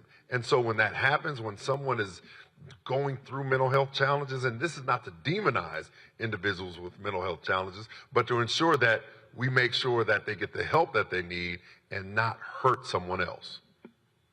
Anybody else? Well, you know, I heard a lot unpacked there, and the one thing that I want to say is, when we had the majority, we passed more gun violence prevention legislation in the history of the Commonwealth of Virginia, and we'll do it again. But the number one thing we need to do is we have to continue to educate the public about what, a lot of y'all probably don't even know that if someone has a gun, a child, or now me, I've had people in my community who say my son, usually his boy, has a gun in the house, and I'm afraid because I don't want to get him in trouble, but I want the gun out of here. And that's where you can use the red flag laws, the extreme risk protection order. You don't have to tell them. You don't have to do anything. You call the police or the Commonwealth attorney. It's a civil proceeding. It's not a criminal proceeding. They take the gun. You can go to circuit court if they want to try to appeal it, and go to circuit court and get the gun back if they like. Same thing with a mental health issue. Same thing with these protective orders. I'm in court a lot, and I do see protective orders being issued, but that's what we need to continue to educate our judges and make sure that we make them more aware, which they are. But sometimes people don't take it as serious because it's really it's a civil proceeding. It's not a criminal proceeding. Because it's civil, it's a lower threshold of proof. And usually judges go out of their way to protect, especially if there's been some violence already.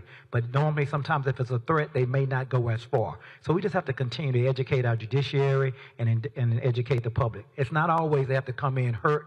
Sometimes a threat or a Facebook post or an Instagram post is enough. And that's definitely enough to trigger the red flag laws. If someone issues a post where they're going to hurt themselves or others, you can get the guns out.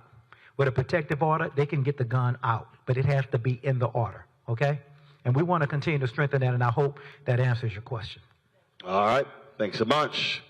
Next question. How you doing? All right, step up right into the light. All right.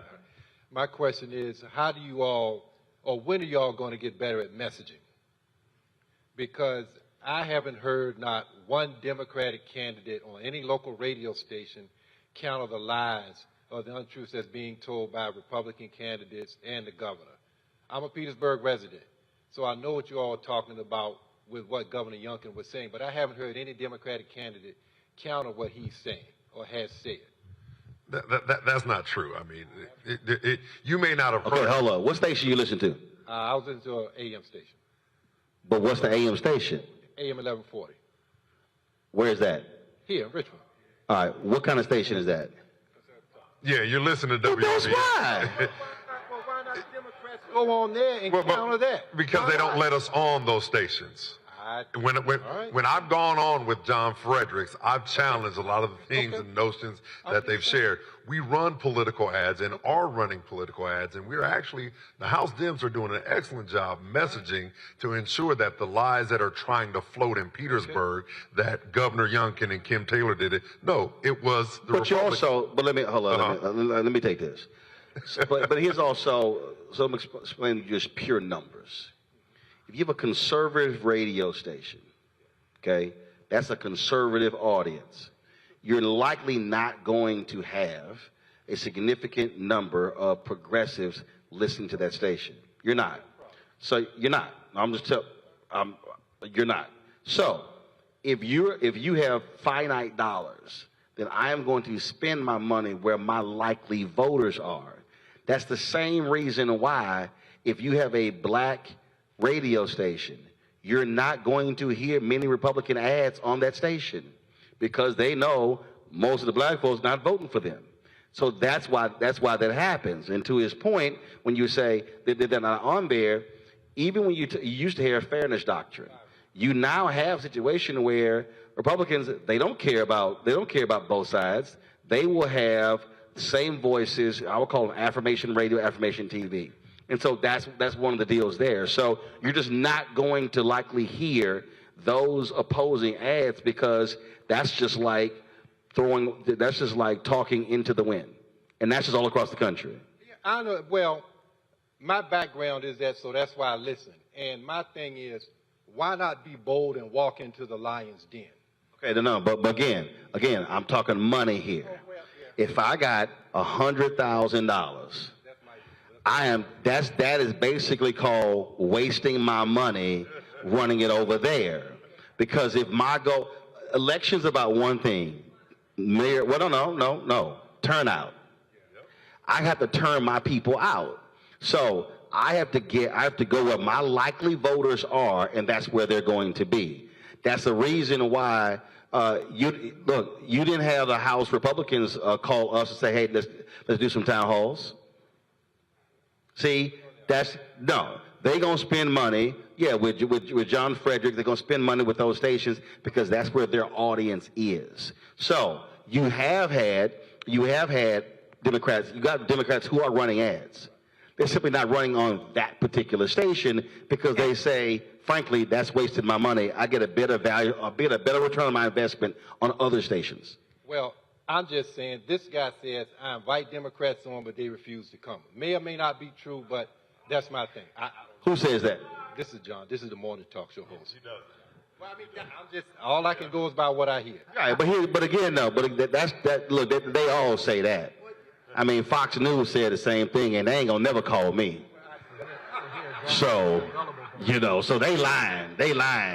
Look, this election, we've given director candidates a record amount of resources, $9 million to our candidates. Your boy raised $3 million. Okay? They said we couldn't raise money. They said black people can't raise money, we can't be in leadership, blah, blah, blah. Barack Obama been proved that wrong, right? So we can raise money not only because our community will come in, but also other communities because they're coming in on the idea. When you talk about going on other conservative shows, they won't have me on. Y'all see how I speak? I ain't scared of these people. They won't have me come on because the truth is out there. Now, they're going to try to get you caught up or get you something like that, but we have great messaging. Our messages are clear. We want a world-class education. What's wrong with that? A world-class education for every child. We want every hard-working Virginian to have the opportunity to go wherever their God-given ability will take them and have economic opportunity. We want to protect our communities from gun violence. And we want to make sure that we protect our freedoms. We want women, we trust women to make decisions about their own damn bodies. And if you didn't hear that message, I need you to hear that message again. We trust women, and we believe that every person should have the right to vote and participate in voting. They want to control the vote and limit the vote. We want the vote to be wide because we believe that our ideas in the marketplace will win. And that's why that's our message. So I hope if you hadn't met that message, you heard it tonight. All right. I got time for one more question. But you got a question? All right, come on. All right, what you got? Okay, well, good evening. And my question is, if elected, what are your plans to enhance the quality of education? And what I mean by that is, most of us, we go to school, we go 12, K through 12, maybe on to college, and we graduate and we work for someone. We work a 9 to 5. So what can be done to enhance the quality of education to make sure that problem solving is taught, skills are taught, so that students graduate and they become more of a producer than a consumer? That's my question. All right. Well, the beauty of both Ray and myself, we are running unopposed in the general election, and so we're very fortunate so we can focus on some of those challenges. On City Council, we've raised and increased school funding by 47% locally. What we have to continue to do is make sure that we take, and we've got to bring back technical training and not just start in high school. Believe it or not, it needs to start in middle school, exposing these young brothers and sisters, because everyone is not going to go to college. We need, if we teach a child that they can do something that someone can't do or doesn't want to do, they'll never be broke. And so we have to teach our young black brothers and sisters that they can do something creative with their hands, not just dribble a ball and not just try to rap a beat. And so we've got to bring back dignity to electrical trades and carpentry trades, because that's where a lot of us came out of. A lot of us went to college because of our grandparents and parents. They did those type of tasks. And so we have to ensure here locally, we've got to ensure that we look at the LCI. We've got to make sure that there's this thing called payment in lieu of taxes for the city of Richmond. All of our buildings that are in the state, or that are in the city, that are owned by the state, we don't get real estate tax on that. And so we're looking at about $18 million annually that we should get, but we only get $3 million. And so one of the things I don't want to do is go back, Mr. Leader, and say, hey, how can we review that amount so we can increase that $3 million? We may not get to 18, but can we get to 8? Can we get to 10?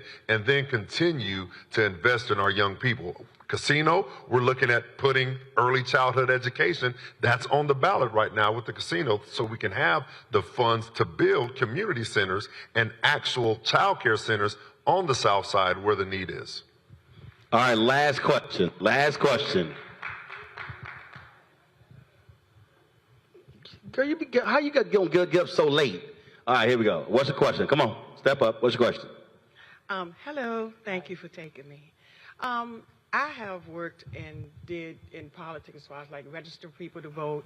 I worked with Tyre Nichols when he did the restoration of rights. I worked with Jennifer McCullen, all of them.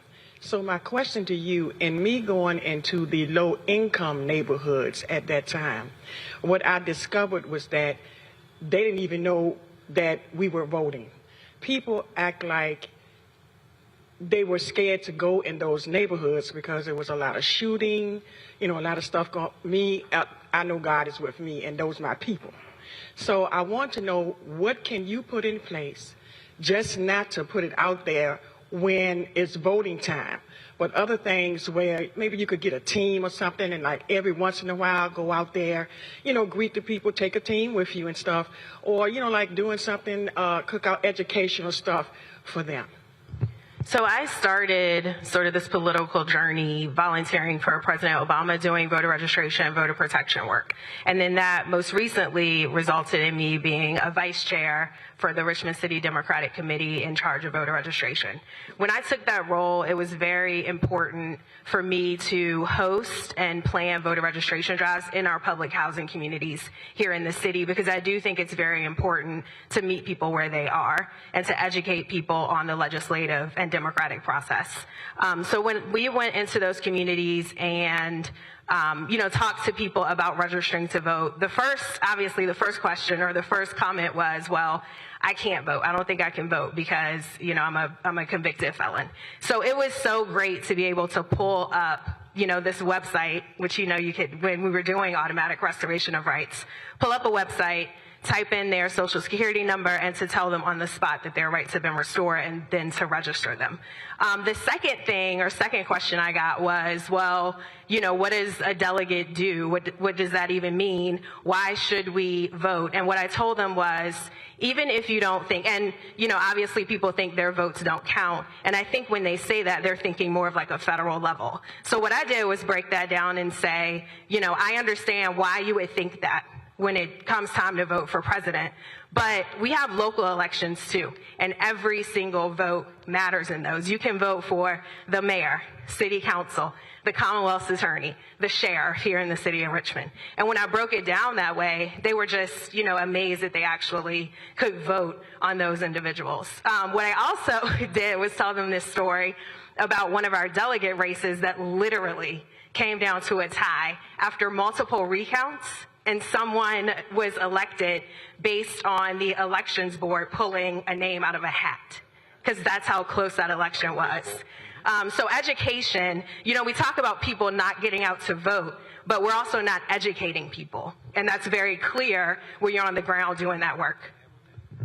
Another thing that I think everybody should be doing, especially us elected, but people who care about the community, you got to go in the community. You have to go into every community. I ain't scared. I'm with you. God is on my side. He's helped me this far. He ain't bring me this far to go back. So I'm going in and speak to my folks. These are our people. This is our community. This is us. We have to go into every community to let everybody know. I think a lot of people, they don't vote because they don't think they have a stake in the game. And everybody has a stake in the game. If you believe in the future, I don't care how young or old you are, you have to have a stake in the game, and you have to go out and tell every single community that they have a stake in this game. That's why I say I take a backseat to nobody about the ownership of this country and this land, because each and every one of us have to go out and participate. I'm from 3rd Ward, y'all. I was born on a street called Dowling Street. Cooney Holmes, he know. And at the end of the day, we have to go into those communities and speak to every single voter. We can't get so far up behind that we forget where we came from. And I think sometimes some of us forget where we came from, and we don't have that empathy. And that's what we need. We need more leaders with empathy, because when you have that empathy and that heart, then you're willing to go and speak to anybody, anywhere. Thank you. How you gonna grow up in 3rd Ward and went to Sterling? All right, come on, I'm gonna ask you a little question. Come on, what? Magnet program. Oh, magnet program, right. Yeah, all right, come on up here. Girl, come on, ask your question. Okay. Oh, right, I'm so sorry. I'm gonna send you back to your chair. All right, come on. My name is Justice Miller. For the June 29th Supreme Court decision on affirmative action, I wanted to know, and I'm sorry if you guys already answered this, so just more. Hasn't come up. Okay, cool. How would you guys push to advocate for HBCUs to fill that gap once the black enrollment declines? Put your hand behind your back. Once the black enrollment declines at predominantly white institutions, my bad. All right. Well, the first thing is we got to deal with some numbers here. There are 107 HBCUs in the country. There are 247,000 students who go to those HBCUs. 20% are non-black. But there are 1.6 million black students that go to PWIs. So the reality is there is not a single HBCU in the country that could handle a 2% shift because of facilities. And so we're seeing right now, we saw this with Tennessee State, we've seen it with Texas Southern, we've seen it with FAMU, we've seen it with Morehouse, we've seen it in multiple places. They're having a housing crisis because there's been an explosion of applications in the last number of years. They simply cannot place the folks. And so if we're talking about if we expect to see that trend continue, there's going to have to be massive investment in those schools in terms of infrastructure, because otherwise they simply cannot handle that large infusion of folks. Even if it's, like I say, even if it's 1%, 2%, 3%, we ain't talking about 5 or 10. Go right ahead. Yeah, we're seeing that issue here with students at a couple of our HBCUs living in trailers. And so, I mean, for me, I think it's simple. We just need to make sure we're investing in and fully funding our HBCUs. I'm a product of Howard University School of Law. And that education was just so nurturing for me to have, especially coming from a PWI, William & Mary. Any William & Mary grads in the house? Nope. And so the education that I received there was so inspiring to see people, to see faculty, staff, who all looked like me. It felt like a family. And I just believe the legal education that I got there, we talked about every aspect of the law through the lens of social justice. And that's just so important for us to continue to connect and to connect in that way, and to also just make sure that we are funding our HBCUs, which have been, just a foundation for a lot of our people throughout history. All right, folks, that is it for us. We appreciate everybody for participating in this conversation here at Virginia Union University. Do not forget the election is on Tuesday. Folks, look, you can talk about what you care about, but the only way for you to really participate is if you change the policymakers, if you want the policies to change. But let me also say this here, and I say this all the time, that the election is the end of one process and it's the beginning of another. If Democrats don't take control of the House, if where you live, someone you didn't vote for wins, you are still a constituent. You still should be showing up, calling them, going to their office, challenging them, going to their town halls, because a lot of us check out of the process. But I always tell folk, no, you are still a constituent, and you still should be making demands of those individuals who are representing you. Whether they are mayors, city council members, school board presidents, county leaders, state leaders, federal leaders, you are still a constituent. And a lot of us say, well, you know what, I don't have time for that. but then we complain about when certain things do not happen. Last point is this here, and that is a lot of people, and a lot of us do this. We will show up and rally when we're pissed off, when there's an attack on something that we want. But if we actually had the same energy before that happens, it may not happen.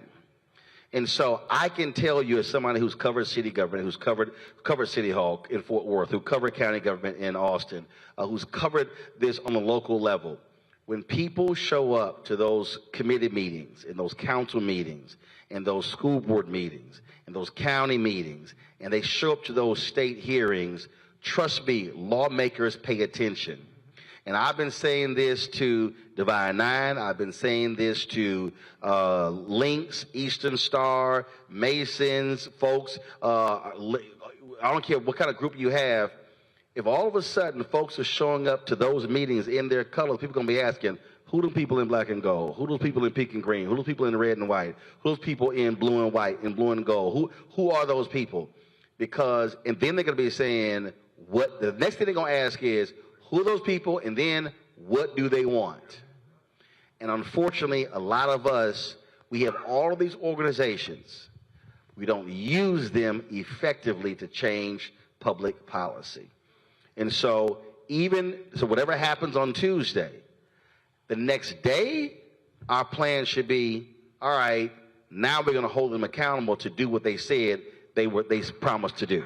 So that's the goal. So folks, we appreciate it. Tell folks, if you got a family in Virginia, tell them, use your right to vote. And if you got people who are coming to your dinner table on Sunday, and if they ain't registered to vote, tell them you ain't welcome at my table.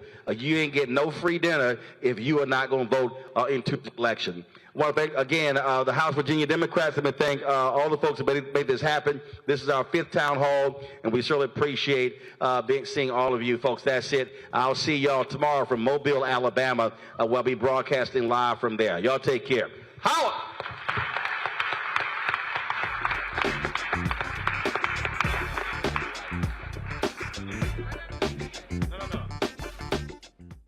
Folks, Black Star Network is here. I'm real revolutionary right now. Support this man, Black Media. He makes sure that our stories are told. Thank you for being the voice of Black America, Roland. Stay black. I love y'all. All momentum we have now, we have to keep this going. The video looks phenomenal. See, there's a difference between Black Star Network and Black-owned media and something like CNN. You can't be Black-owned media and be scared. It's time to be smart. Bring your eyeballs home. You dig?